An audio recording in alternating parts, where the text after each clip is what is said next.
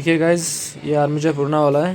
ये यहाँ पे शॉर्ट हो गया है यहाँ पे इस जगह में, तो इसको हम नया लगाएंगे।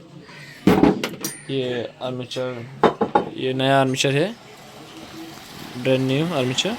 इसको अब अभी फिटिंग करेंगे। देखिए आप,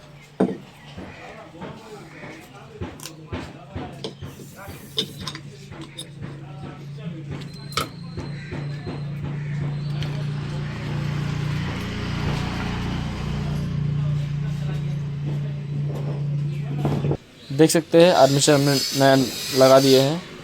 अभी हम इसमें कार्बन लगाएंगे। अभी हम सीरीज में चेक कर लेंगे, फिटिंग हो गया है। ठीक है, अभी हम फिटिंग करते हैं। ये आपका सब करेक्शन हो गया। अभी आपको हम स्टार्ट करके दिखाएंगे।